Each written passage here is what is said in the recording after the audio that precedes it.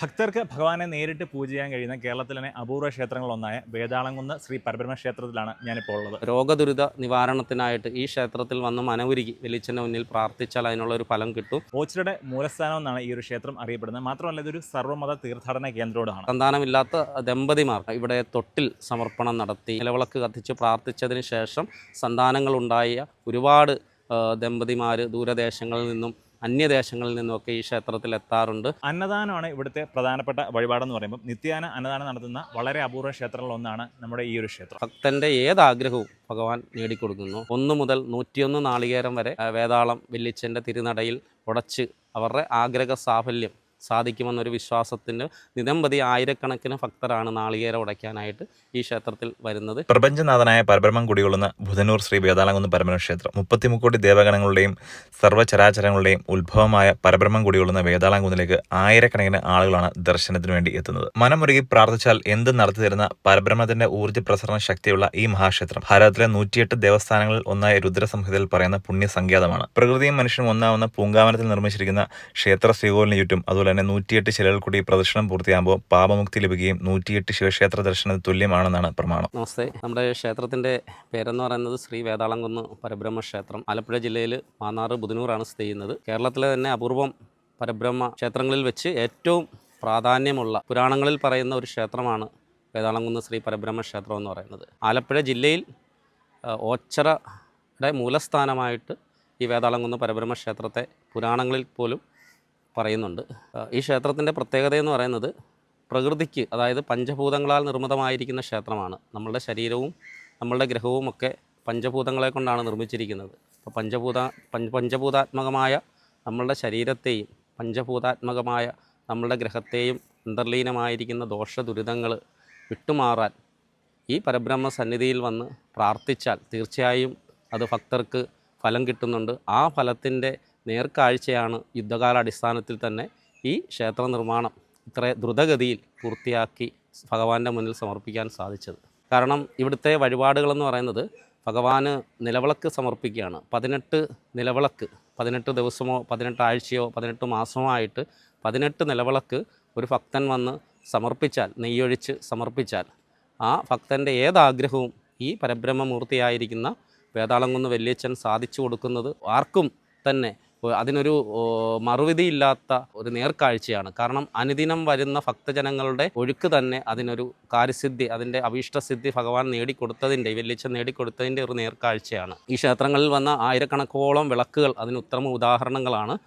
ആ വിളക്കുകൾ നോക്കിയാൽ തന്നെ അറിയാം ഓരോ ഭക്തനും ഇവിടെ തിരുനടയിൽ സമർപ്പിക്കുന്നതാണ്. ഈ ക്ഷേത്രത്തിൽ നിത്യ അന്നദാനമാണ്. കേരളത്തിൽ തന്നെ നിത്യ അന്നദാനമുള്ള എണ്ണാവുന്ന ക്ഷേത്രങ്ങളിൽ വെച്ച് നിത്യവും അന്നദാനം കൊടുക്കുന്ന ഏക പ്രകൃതി ക്ഷേത്രമാണ് വേതാളംകുന്ന് പരബ്രഹ്മ ക്ഷേത്രം എന്ന് പറയുന്നത്. എല്ലാ മാസവും 2ാമത്തെ ശനിയാഴ്ച രോഗവിമുക്തിക്കും അഭീഷ്ടസിദ്ധിക്കുമായിട്ട് ഈ മഹാമൃത്യുഞ്ജയ ഹോമം നടത്തി വരുന്നുണ്ട്. അതേപോലെ തന്നെ പ്രകൃതിക്ക് കോട്ടം വരാത്ത രീതിയിലാണ് ഈ ക്ഷേത്രം നിർമ്മിക്കാനായിട്ട് ഒരു പ്രകൃതിയെ നശിപ്പിക്കുന്ന രീതിയിൽ ഒരു വൃക്ഷത്തെ പോലും വെട്ടിമാറ്റാതെയാണ് ഈ ക്ഷേത്രം വാസ്തുനിർമ്മിതമായിട്ട് നിർമ്മിച്ചിരിക്കുന്നത്. അതാണ് മറ്റുള്ള ക്ഷേത്രങ്ങളിൽ നിന്നും ഈ ക്ഷേത്രത്തെ വേറിട്ട് കാണാവുന്നത്. ഈ ക്ഷേത്രത്തിൽ വന്നാൽ സാധിക്കും അതേപോലെ തന്നെ നക്ഷത്ര വൃക്ഷങ്ങൾ 27 നക്ഷത്രങ്ങളുടെ വൃക്ഷങ്ങൾ ഈ ക്ഷേത്രത്തിൽ സ്ഥാപിച്ചിട്ടുണ്ട്. കാരണം നമ്മുടെ നക്ഷത്രദോഷം, നമ്മുടെ ജന്മനക്ഷത്ര പൂജ, നമ്മുടെ നക്ഷത്രങ്ങൾ വരുന്ന സമയത്ത്, നമ്മുടെ പിറന്നാൾ വരുന്ന സമയത്ത് ആ നക്ഷത്ര വൃക്ഷത്തെ, ഓരോ വൃക്ഷത്തും, അശ്വതി നക്ഷത്രം എന്ന് പറയുന്നത് കാഞ്ഞിരമാണ്, അങ്ങനെ ഓരോ നക്ഷത്രത്തിനും ഓരോ വൃക്ഷങ്ങൾ പറയുന്നുണ്ട്.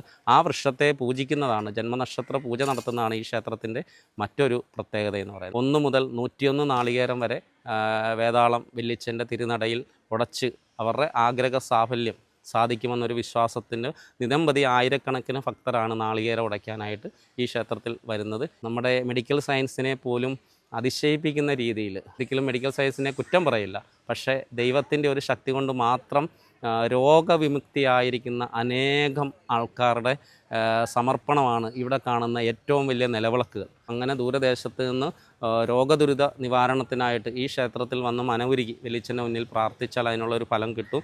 അതേപോലെ തന്നെ സന്താനമില്ലാത്ത ഭക്തജനങ്ങൾക്ക്, സന്താനമില്ലാത്ത ദമ്പതിമാർക്ക് ഇവിടെ തൊട്ടിൽ സമർപ്പണം നടത്തി സന്താനം ലബ്ധിക്കായിട്ട് തിരുനടയിൽ വിളക്ക് കത്തിച്ച് നിലവിളക്ക് കത്തിച്ച് പ്രാർത്ഥിച്ചതിന് ശേഷം സന്താനങ്ങളുണ്ടായ ഒരുപാട് ദമ്പതിമാർ ദൂരദേശങ്ങളിൽ നിന്നും അന്യദേശങ്ങളിൽ നിന്നുമൊക്കെ ഈ ക്ഷേത്രത്തിൽ എത്താറുണ്ട്. ആ കുട്ടിയെ ആദ്യത്തെ അന്നപ്രാശം ഈ ക്ഷേത്രത്തിൽ കൊണ്ടുവച്ച് നടത്തുന്നത് തന്നെ വളരെ ഒരു പ്രത്യേകത തന്നെയാണ്. ആലംബഹീനർക്ക് ഒരു ആശ്രയ കേന്ദ്രമാണ് ഈ ഒരു ക്ഷേത്രമായിട്ട് ദിനം പ്രതി വർദ്ധിച്ചു വരുന്ന ഭക്തരുടെ സംഭാവന മൂലം ഒരു അഭയ കേന്ദ്രം തന്നെ ഈ ക്ഷേത്രത്തിൽ ഉണ്ടാക്കാനുള്ള ഒരു തീരുമാനത്തിലാണ് ട്രസ്റ്റിൻ്റെ ഭാരവാഹികൾ. എല്ലാ വിശ്വാസികളും സർവ്വമത തീർത്ഥാടന കേന്ദ്രമാണ്. അതായത് ജാതി മത ഭേദമന്യേ എല്ലാ വിശ്വാസികൾക്കും എല്ലാ ഭക്തർക്കും ഈ ക്ഷേത്രത്തിൽ വന്ന് ഭഗവാനോട് മനമുരുകി പ്രാർത്ഥിക്കാം. വേറൊരു പ്രത്യേകത എന്ന് പറയുന്നത് ഇവിടെ ആന്തരികപരമായിട്ടുള്ള ഒരു പ്രതിഷ്ഠയല്ലാത്തതുകൊണ്ട് ഇവിടെ പരബ്രഹ്മമാണ്. നമ്മളിലുള്ള മനുഷ്യർക്ക് ജാതി മതഭേദമന്യേ നമ്മളിൽ എന്താണോ ഉള്ളത് അത് നീ തന്നെയാണെന്ന് കാണിച്ചു തരുന്ന ഒരു ക്ഷേത്രം കൂടെയാണ്. അതുകൊണ്ട് തന്നെ ഇവിടുത്തെ ശിവലിംഗത്തിൽ പരബ്രഹ്മമൂർത്തിയായിട്ട് സങ്കല്പിച്ചിരിക്കുന്ന ഒരു ശിവലിംഗത്തിൽ ഭക്തന് നേരിട്ട് ജലധാര കഴിച്ച് പ്രാർത്ഥിക്കാനുള്ള ഒരു ഭാഗ്യം കൂടെ ഈ ക്ഷേത്രത്തിൽ വന്നാൽ കിട്ടുന്നതാണ്. ശ്രീ വേതാളംകുന്ന് പരബ്രഹ്മ ക്ഷേത്രത്തിലെ വർഷങ്ങളായി ഈ ക്ഷേത്രത്തിൻ്റെ ആചാര്യസ്ഥാനം നിർവഹിക്കുന്ന ഒരു വ്യക്തിയാണ് ഞാൻ. എൻ്റെ പേര് രഞ്ജിത്ത് എന്നാണ്. എനിക്ക് കൊച്ചിൻ ദേവസ്വം ബോർഡിലെ ഒരു മേൽശാന്തിയാണ്. കൂടാതെ വിശ്വനാഥ ഗുരുക്കളുടെ നേതൃത്വത്തിൽ ഉള്ള കുറേ ക്ഷേത്രങ്ങളിൽ താന്ത്രിക വിധി പ്രകാരമുള്ള പൂജകൾ ചെയ്തു വരുന്നു. അതുപോലെ തന്നെ നിത്യേന അന്നദാനമുള്ള ഈ ക്ഷേത്രത്തിൽ എല്ലാവർക്കും ഇഷ്ടാനുസരണം അന്നദാനം നടത്താവുന്നതാണ്. ഈ ക്ഷേത്രത്തിലോട്ട് എത്തിച്ചേരാൻ വേണ്ടി ചെങ്ങന്നൂരിൽ നിന്ന് 8 കിലോമീറ്ററും മാവേലിക്കൽ നിന്ന് 11 കിലോമീറ്ററും തിരുവല്ലയിൽ നിന്ന് 14 കിലോമീറ്ററും മാത്രമാണ് ദൂരം. കൂടുതൽ വിവരങ്ങൾക്ക് ക്ഷേത്രത്തിന് നമ്പർ കൊടുക്കുന്നുണ്ട്, ഒന്ന് ബന്ധപ്പെട്ടോളൂ.